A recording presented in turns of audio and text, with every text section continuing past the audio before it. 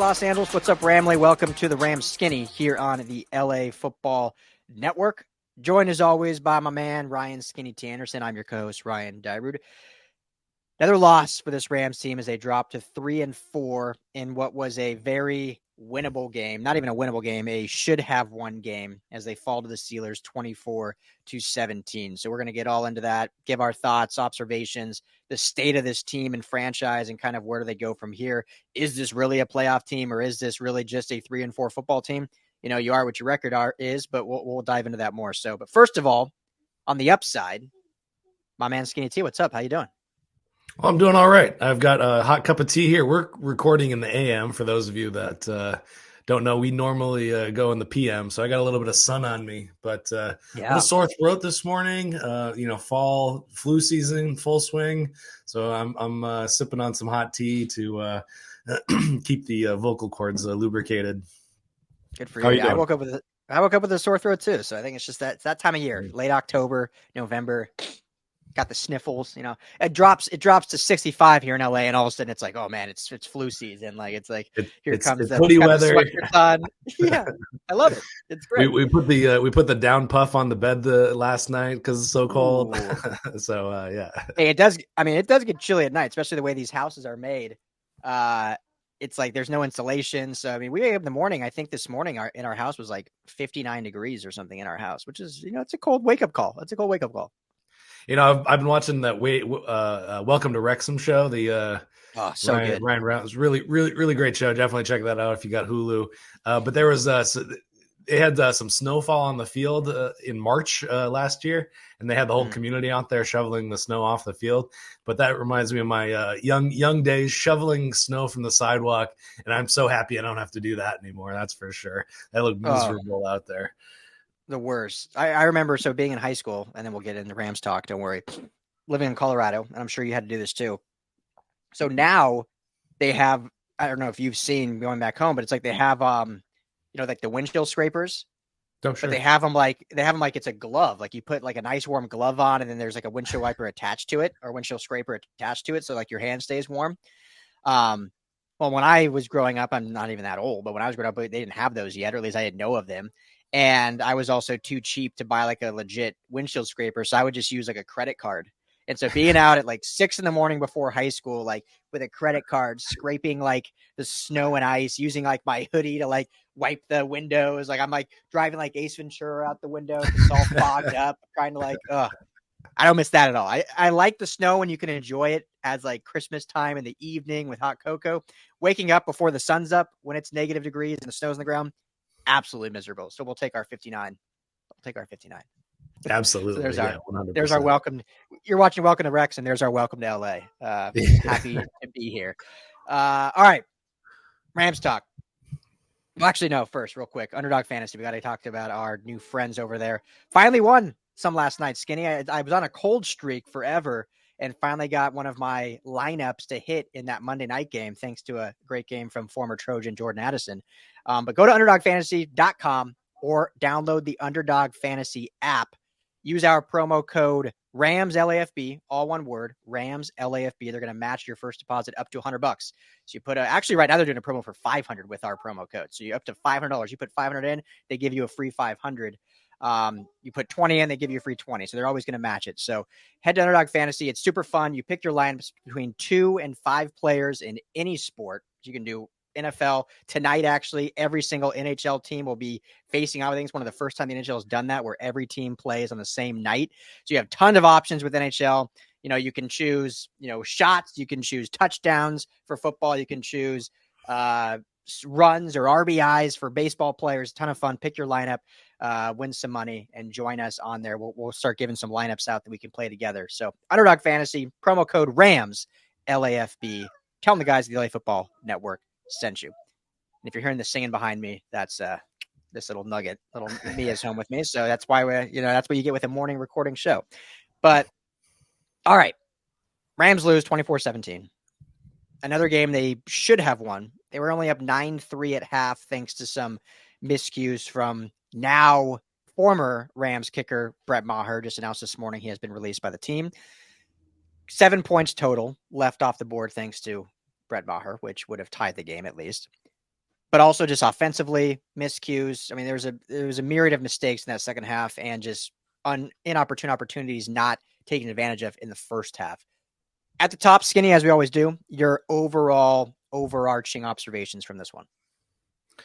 We kind of touched on it a little before we hopped on, but I'm just amazed that this offense is just still looking the way it is. Obviously, Seattle's defense is one of the better defenses they've faced all year, but I'm just shocked that they're not stringing together better drives. They're not scoring more points. I was heading into the season, I thought 30 points a game was about where they're going to be, and I don't have like huge existential questions, but I do wonder what it is that they're going to how they're going to improve this offense going forward, even looking forward till 2024 when they have a lot more cap space to work with and they're going to be spending them more freely, and they've got all those 3 top 100 draft picks. What is it that's going to flip this, or is this something that is just a McVay thing where these drives are kind of falling apart? And we've talked a lot about McVay's play calling, and they did run the ball 30 times. So this is where your theory this is where your theory falls apart. But they were down to Darrell Henderson back on the squad after he, as they like to say on TV, he was signed off the couch, and then Royce Freeman, who was on the practice squad heading into this game before all the injuries there. But yeah, it's befuddling. It's frustrating to just see, flashes of really exciting things. You mentioned Jordan Addison. You look at that game, you look at that 49ers Vikings Monday Night Football game, and that's what really set it apart was those explosive plays. And that was just not happening on Sunday for the Rams. But yeah, we talked about it in the pre-show about how it's really fascinating that we thought going into the season, in order for this team to really have a chance of doing something special, the offense, as you mentioned, was going to need to score 30 plus points a game. And the defense was going to need to just get some crucial stops. And it's really the opposite. The defense, I obviously gave up some points there in the second half, but the defense overall is what's keeping this team in every game. And the offense just stalls out, especially in the second half, but specifically in crucial moments and in pivotal moments when they need points specifically. And so it's unfortunately through 7 games now, it's kind of at the point now, this is who they are. And I think what's most frustrating, you kind of alluded to it, is it's who they are. But what's the weird thing about it is they're not the same team every single week, if that makes sense. Like, this is who they are. They're a 3-4 football team, but some weeks you're like, this is a good football team. This is a team that can compete. They're play complementary football. And then some weeks you're like, yep, no, this is a rebuild team that's just not all there. And so they don't have that consistency yet. And until they do, this is who they are. But we just don't know what to expect week in and week out. Now, I expect them to go out and probably beat the Cowboys next week. And I think we pick the Rams every week, which sounds so homerish, but it's like, based on what we see now, this is a game where McVay's going to call an absolute gem of a game against the Cowboys probably, and we'll see this offense explode. But we'll get to that later in the week. But I think as you mentioned, and it goes back to McVay. And so this is the last thing I'll say before tossing it back to you. And I don't want to come on here every loss and bag on the head coach and say, this is the reason, because, these are professional athletes, and a lot of it they do need to execute. And they're just not, Alaric Jackson had one of his worst games at left tackle, really bad PFF grade. Cooper Kupp had one of his worst games as a Ram, as a professional, had 2 drops early on and just never could get in a rhythm. Puka Nacua played phenomenal yet again. I mean, it's almost like he's kind of getting forgotten now. He's just good every single week, that he's not getting as much shine as he was getting early on. I think what was the stat? He's 2 yards shy of the most yards for a rookie ever through 7 games. 2 yards shy, and Jamar Chase holds that record. So incredible what he's doing. But looking at McVay, looking at the play calling, looking at the creativity that just isn't there, and then when you look at the struggles of Brett Maher and how he's been this season, he's had some good games, but overall, even dating back to last year, you kind of knew he wasn't a long-range kicker. And specifically this year, his misses, for the most part, all came from beyond 50 yards. So with 2 opportunities of the offense either going for it, flipping the field, or kicking of a 50-plus yard field goal, McVay opts to kick. He misses both of them. The Steelers score on both of those drives, having, very opportune field position. So kickers got to make kicks. Not giving an excuse to Brett Maher. You're a professional. You got to make kicks. But as a coach, knowing what you know about the history of your kicker, and I'm not saying 50-yard kicks are easy for any kicker, but knowing this particular kicker really has like a sub 20% make rate from 50, you probably got to either go for it at that instance, and if you don't make it, you're no worse off, or you flip the field, put them in bad field position, and at least give your defense a better shot than that. So a lot of things we'll get into, but that was just, McVay again just kind of isn't quite coaching to the level that he's capable of. Yeah. And, year after year, we see that special teams is kind of an afterthought. And especially heading into this year where there was no kicker, no punter, no return specialist, no long snapper coming into the season, and they kind of got all that worked out. But, these are the things that really come back to bite you. But ultimately, I think that what's really hurting the offense is they're not able to punch in the ball when they need to. When you have opportunities to score touchdowns, go get 7. Don't get 3. And as great of a year that Stafford is having, the one stat that he's really lagging behind is touchdown passes. And I'm not blaming him at all. It's obviously a scheme thing. It's obviously a play calling issue. And there was definitely a few early on where they were, they punched in some, 1 or 2 yard runs that would have boosted those stats, but just kind of goes to show you that, this is where this team is actually struggling, is getting down, into the red zone and putting 7 on and relying on Brett Maher. Obviously that's a decision they've decided they regretted and they're moving on. And I think that's the right choice to make at this point. Because you need somebody more consistent, but overall it's, get 7, not 3. Yeah. And for those that don't know yet, as we mentioned, Brett Maher released, and they just signed, I believe his name is Lucas Havrisk, off the Browns practice squad. So for any kicking enthusiasts out there, maybe you can fill us in on the history of Lucas Havrisk, or while you're talking, I'll look up where he at least played college ball. But that's the future of the Rams kicking game. So hopefully we'll see a lot of just fourth and goes, and we just see this offense stay on the field a lot, and we'll see if they get aggressive with it. So, but Skinny, I mean, let's talk a few positives. Well, no, let's keep with the negative. We'll end with positive. We always want to end the show positively, so stick with the negative. So that's the overarching concern with this team. Looking at this game, then we'll go big picture, and then we'll go positive this game, positive big picture. That's how we'll outline it for those following along. Give me 3 outside of what we talked about big picture wise, kind of concerns you had in this one, whether it was a specific player, whether it was a specific play call, whether it was a series or whatever. And you don't have to give me 3 right away. We can go back and forth, or 2 to 3, but give me one that you're kind of like, okay, this was an opportunity for this team that they severely fudged up or missed. Well, I think, what I want to see them do is walk and chew gum at the same time. So, it's hard to be critical of Cooper Kupp because he has been so phenomenal overall, but, I want to see the interplay between Kupp and Nacua in more games. And that's something that I think they really fell short on is, we haven't seen, we saw one game where they kind of got equal touches and target share. And so that's just a quick one, an easy one for me to say that in order for this offense to be clicking, you need more than one wide receiver. And that's how they won the Super Bowl in 2021, is they had 2 guys really clicking. Odell Beckham and Cooper Kupp were both playing really phenomenal football heading into the playoffs and in the playoffs. So, they've got the running game going. We'll talk more about that. So they just need to put all these pieces together to make it click.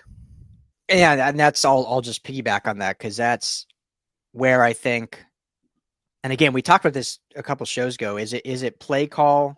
Is it by design, or is it Stafford just honing in on one? And whether it was the progression called for just a particular player and Stafford, whether they were open or not, just keyed in on that, or whether it's whatever it is, they got to get on the same page. And I totally agree. They got to get more involved, because even dating back to before the Super Bowl winning team, I mean, you look at when it was Cooper Kupp, Bobby Trees, and Brandon Cooks, and like they had a really good thing going with those three receivers, able to get them all involved. And I think they have, I know they have a really solid triage now. When you look at obviously Kupp and Nacua, but Tutu Atwell has been phenomenal this year. It had the one catch where he kind of cut off Cooper Kupp, but made the phenomenal play for the touchdown for 31 yards. That was his only catch. And I'm pretty sure that was probably his only target. He may, I don't have it in front of me, but I don't think he had many more targets than that either.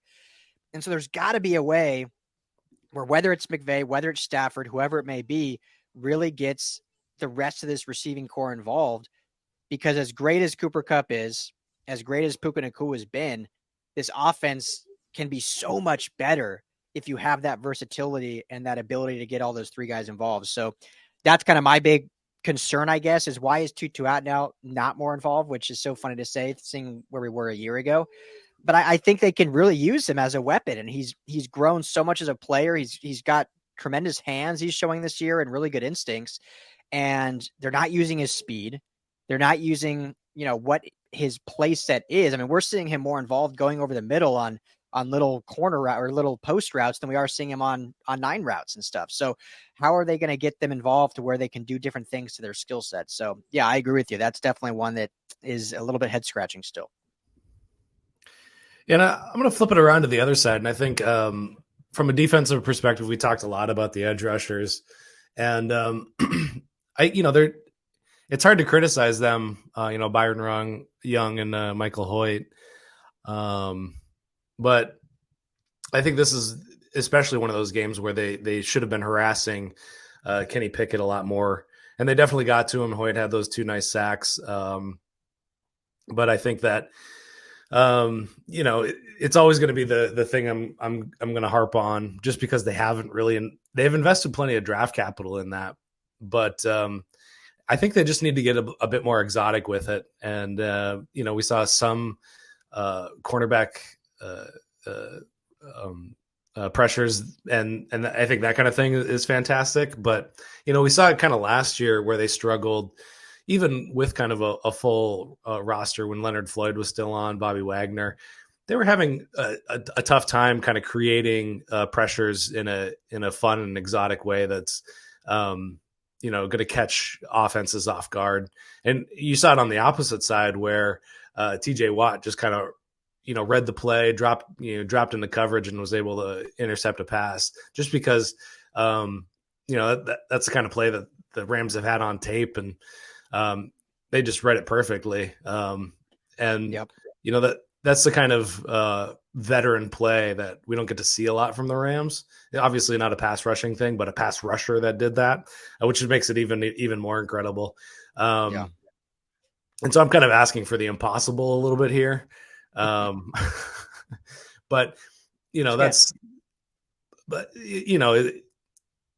I have a hard time criticizing this defense across the board, just because of how inexperienced they are and lack of talent that they have on that side of the ball. And, I was thinking about the Raiders game they played against the Bears, and the Bears were able to blow them out. And I'm going to go back to praising this defense, because I think that Raiders staff and the Rams secondary, especially, just with, like, you got one guy up front that's doing a lot of work. It's Max Crosby. For Rams, it's Aaron Donald. But then the rest is kind of nobodies. And you see where the Rams are versus where the Raiders are, just letting offense with my guy Tyson Bagent just run roughshod all over him. Yes. Is there a QB controversy in Chicago? We've seen the last of Justin Fields, first D2 starter. There's some rumblings for sure. Hey, you win in your first start after being a walk-on from a D2. There should be some rumblings for fun. Yeah, let Tyson cook. Yeah, But no, great point. I mean, this defense has played very well across the board, all things considered. But there's still an NFL defense. There's still things you want to see, and it's unfortunate they let Pittsburgh back in this game, and obviously 7 of those points came off that interception. So you can't really fault them for that. So, I mean, really only let up 17 points, but it was just inopportune at the end of the game when they let Penny kick it and George Pickens really kind of take over late. And they were able to kind of do some stuff down the sideline and over the middle that they hadn't been able to do in the first half and previously. So, little things you want to shore up. I'm not overall concerned about where this defense is, but yeah, I agree. If they can get some of those exotic looks or some of those coverage looks and not in coverage looks, it's interesting, right? Because we definitely don't want to see Michael Hoyt in coverage like we saw against Philadelphia as he's chasing Dallas Goedert. I would say Goedert. It's Dallas Goedert down the sideline. We don't want to see that, but having kind of a zone drop from one of your edge guys able to read the eyes of the quarterback like TJ Watt did, that is something that would be, beautiful to see. Will we see that? Probably not, but hey, we can, like you said, we can ask for the impossible and hope. Last thing I'll say, because I don't want to just absolutely bag on the Rams, and then we're going to get to the positives here to end. But last thing I'll say in terms of negative, we got to talk about the refs, right? Got to bring up the refs here. The sixth man or the 12th man, if you will, in the Steelers' favor for this one. A couple real poor calls, I thought. We'll get to the obvious one here in a minute, but I really thought that PI call on Akhello Witherspoon on, was it Pickens or Johnson? I can't remember. Johnson. Yeah. I think it was Johnson, Deontay Johnson. I mean, I thought it was not at all a DPI when you're both going one way, the quarterback throws it in an inopportune spot, and then the receiver, is just going across you to go get it, and it's your body momentum. I don't know. But even when the announcers are saying they don't say it, that's usually when it's not, because they're usually always on the pro ref side. And so that was a big one. That was obviously, it was third down, I believe. Was it fourth down or was it third down? It's been 48 hours. Now I'm kind of dry. It was for sure third down. I thought it was third down. I think you're right. Third down. So would have forced a punt, giving the Rams the ball back. They ended up getting obviously the automatic first down on that one. So that was a bad one. There's a few others. Obviously, at the end of the game, the brutal fourth down conversion call that then gives them the win because the Rams have no timeouts, so they can't even challenge it. I heard something. I don't know if this is true, but I heard something that had they called it short because it's a change of possession, they could have automatically reviewed it. Or because it's change of possession, it would have gone down to 2 minutes or something like that. And so then they would have been allowed to review it. So this person, again, I don't know if this is accurate or not. I haven't looked at the full rule book. This person saying they should have done that because it would have given them the opportunity to review it and then make the correct call. But because they called it first down, it was outside of 2 minutes. Rams had no timeouts. And so their hands were tied. There was nothing you could do within the rule book. But if they had called it a change of possession, that automatically could have been abuse review. Because I think, if I'm not mistaken, almost all change of possessions, just like touchdowns, are automatically reviewed in a way. I could be wrong on that, but that's what I heard. But anyway, your thoughts on the overall call, and if that's true, how even more egregious is that call? Just so obviously down, and we have the technology, we can go look at it. And I understand that you want to keep the game moving along. Maybe refs got a nice warm dinner waiting for him back at the hotel room or something like that. Who knows? I don't like getting into conspiracy theories, and I certainly don't like blaming refs for outcomes of games. If you want to avoid that, just make sure you're up by enough scores that you are winning the game, regardless of whatever numbskull ref makes a dumb call. But it's just such an egregious mistake. And if you can get it right, go get it right. And I don't see why there's these rules to prevent, especially on a change of possession. Just such a critical time in the game. Where it's all kind of up in the air for the Rams. Just get it right. I don't see why, the NFL changes rules constantly, and they emphasize things and underemphasize things, make sure, delay of game calls, just the clock goes to 0 and it's like, no flag, no flag. One thing that I do like is that now the intentional grounding they're calling that more often, which I love to see. Just because, yes, they are finally. You're right. This year it seems like way more than in years past. But the NFL is just like famous, just constantly tweaking and changing their rules and emphasizing and de-emphasizing things. And, this is a perfect situation where you just say, review that kind of thing. And he was so obviously short of the line to gain. And that's all I have to say about that. Yeah, it's brutal. And, you have to go within the confines of what the rules are currently. You hope they can continue getting evolving and better. But yeah, if there was an opportunity for them to change a possession and then automatically review it, obviously that's what you should do. Because we see it all the time, right? When they, for like fumbles and whatnot, they'll call it one way, even though it's so obvious it's not, but it's because it allows them to review it. Whereas if they call like a dead ball, then it's like non-reviewable. And so this is that instance. One thing we do have to at least mention, McVay's got to do better with timeouts, right? Like, I mean, there's how many times do we see at the end of halves or games where the Rams have no timeouts because they've burned them incessantly throughout the, early parts of the quarters. And, had he had a timeout, he could challenge it. And then we're not even talking about this because then the Rams get the ball back and hopefully they go down and tie the game up or whatnot. And we have an overtime opportunity. But, when you're burning timeouts, you're not getting play calls in quickly enough or whatever it may be, it's, it obviously costs you. And I think a lot of people love overemphasizing game management. I don't want to underemphasize it because it's obviously an important part of the game. I think some people go overboard with it. And there's so many, obviously football comes down a lot of times to one play as it did in this game, but there's so many plays and opportunities throughout a game to change the course of the game. And so it's not just one opportunity that, in my opinion, that should be over criticized because there's so many other ones to look at. But if it's a consistent thing that keeps happening, you got to start not wondering, but got to just start saying like, hey, if anything, just take the delay of game. Like, let's take more of these delay of games and not waste these timeouts because in a way that may have cost the Rams from being 4-3 versus 3-4. And other coaches get absolutely destroyed for this. Brandon Staley, for instance, the other LA coach, gets absolutely murdered for his game management. Dan Campbell can get murdered for his game management. And so, McVay deserves a lot of scrutiny for not having a timeout in that instance that late in the game, that when you need it the most, regardless of how poor the reffing call was, could have all been avoided had the Rams had a timeout there. So, how do you change that? I don't know.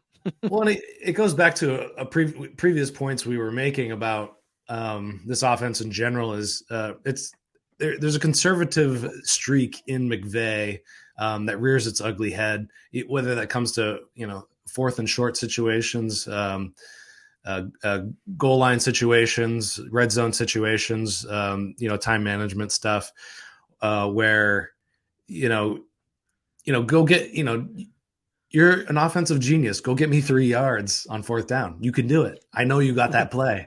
I know you got that play, man. Yeah.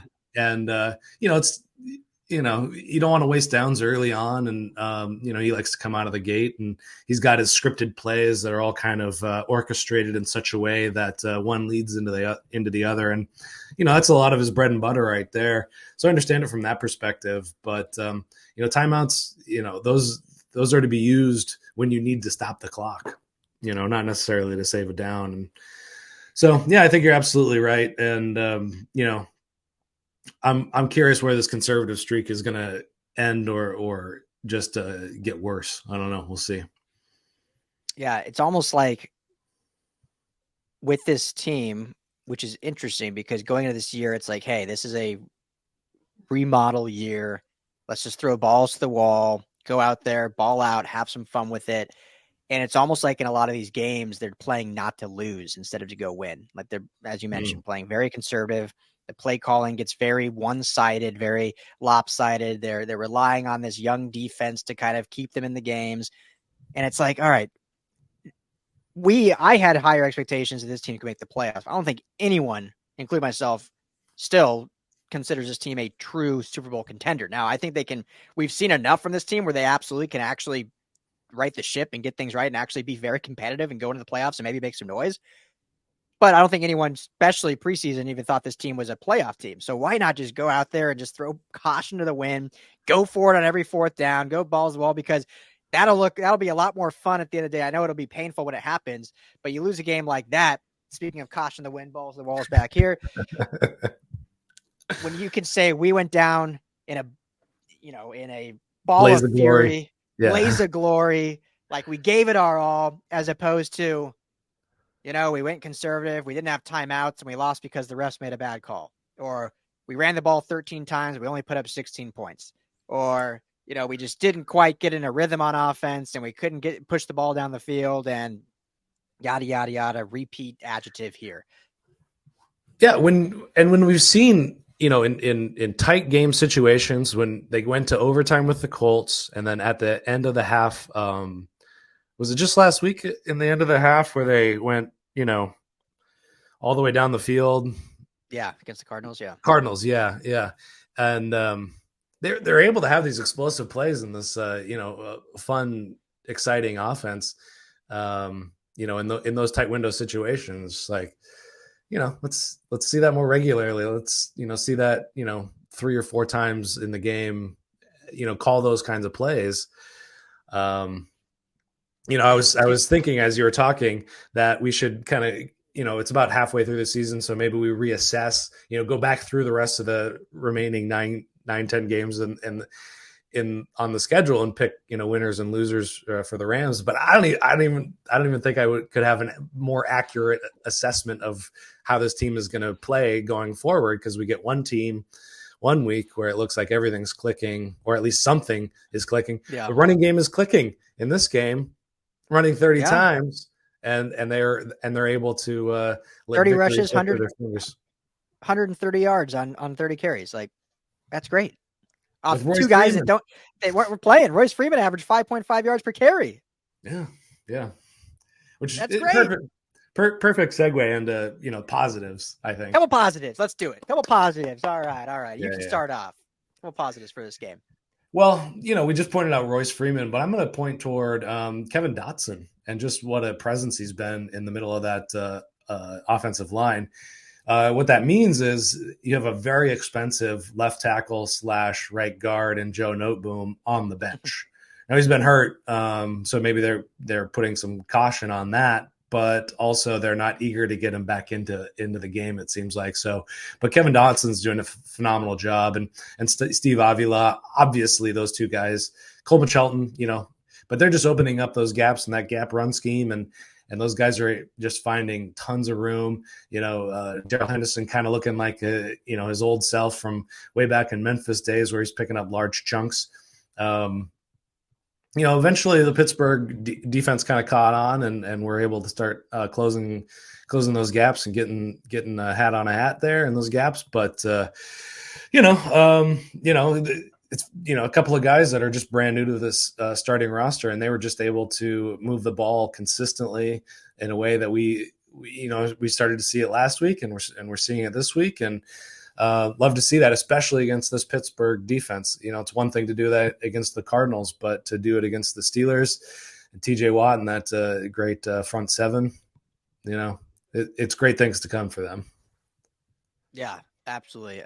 Love seeing that. So my positive, let's give a shout out. We said it earlier. Let's give a shout out to Michael Hoyt. I mean, here's a guy that comes in last year, gets thrust into a starting role at a position he wasn't, familiar with at the edge, and, couldn't set the edge. Like, he just wasn't an NFL ready edge player. Even coming to this season, is like, oh man, this is our starting edge rotation here with Michael Hoyt and a rookie in Byron Young, and it's going to be rough. And, it hasn't been by any means a top unit, but I feel like Michael Hoyt's gotten better week in and week out, just continues to improve. His body looks right. 2 sacks in this game. So, it's not perfect. He's still not probably a top edge guy, or he's certainly not a top edge guy in the league when it comes to all phases of the game. But in terms of pass rush moves, in terms of strength, in terms of setting the edge, he gets better and better every week. So he's working his butt off. You love to see what those coaches are doing with him and how they're utilizing his skill set better. And hey, you got a 2-sack game against the Pittsburgh Steelers. That's something to tip your cap to. So touche, Michael Hoyt continuing to improve. Love to see it. Well, it's good. It's good that he's able to learn these things quickly. He's Ivy League guy, Brown Bear. Brown Bear. Yeah. I tried to get in Brown. They didn't let me in. Yeah, I didn't even try. There was no opportunity there. I didn't apply. What would you rank Brown in the Ivy League? Is Harvard 1 and Princeton 2? I mean, are we talking football or just scholastically? Just institution. Oh, okay. I like to put Yale ahead of Harvard just to rib Harvard. Oh yeah, people. Yale. Yeah, I feel like Harvard, Yale is probably 1A, 1B, and then what is Princeton next or Columbia or Brown? Well, then, Brown's the bottom. You got Dartmouth, I think, is probably the lowest of there. This is a question for Jamal, I think, more than myself. Yeah, I have no idea. The University of Kearney is nowhere near the Ivy League in any situation. I don't think Ivy can even grow. Nor is Long Beach State. So, go beach, where I was on the beach more than I was in the classroom. But I just always feel like the only way I rank Ivies is who I hear the least about, and I feel like I never hear anything about Brown. Well, there's lots of jokes about Cornell in The Office. So, like, I think that's probably the maybe the bottom of the barrel there. Cornell now, I forget, yeah. So, I mean, Stanford's up there. They're not even technically Ivy League. They're the Ivy League of the West, but Stanford's probably ahead of Brown and Cornell and Dartmouth, maybe. I don't know. I just know Harvard and Yale is probably, who knows? Let's get off. I don't know what I'm talking about. Brown Bear, Michael Hoyt, have yourself a game, 2 sacks. Anything else you want to add, Skinny T, or should we leave it at that? I think we can leave it at that. We've touched on a lot of the positives. Puka Nacua, Stafford continues to be impressive. My favorite thing about Puka Nacua, I don't know if you've noticed this, I feel like he wears like the clunkiest, oldest looking cleats. Like they're just like most receivers have like the speed performance cleats that are like almost look like soccer cleats or track cleats. He's got these like big clunkers. They look like Nike Monarchs out there. Just like if he was toe tapping on that beautiful catch down the sideline, and if he was deemed out, it was because he was wearing some damn near clown shoes out there. So shout out to Puka Nacua's Nike Monarch style cleats. Yeah, I've never noticed that. I love that kind of shout out. Go check the clip. Yeah, let's get this guy some like Nike Freeze, some like nice speed performance cleats. I think maybe that. Yeah, I'm looking at the pictures now. They almost like I think you could wear those on a golf course. To be honest with you, right? They look like FootJoys or something that's not what a top receiver wears. Yeah, so let's get my man some speed cleats. All right, let's make it happen. I think he's doing all right with these. Maybe let's not change it up. Maybe I'm wrong. I mean, he's setting the pace for every rookie receiver ever. So maybe I need to shut my mouth and just don't change anything up. I don't know. Anyway, thank you all for tuning in. This is the Rams Skinny. Tough loss. Rams dropped 3-4. They got the Cowboys next week out in Dallas. Expect a rebound, but we'll see. We'll get into it later in the week with our preview show. Make sure to like and subscribe to the Rams LAFB YouTube channel. Certainly helps us out. We're trying to grow that up. And obviously, all of our Rams content can be found at LAFBnetwork.com. For Ryan Skinny T. Anderson, I'm Ryan Dyrud. Thank you, Ramley. Stay blessed. Stay well. We'll talk to you all in a couple days.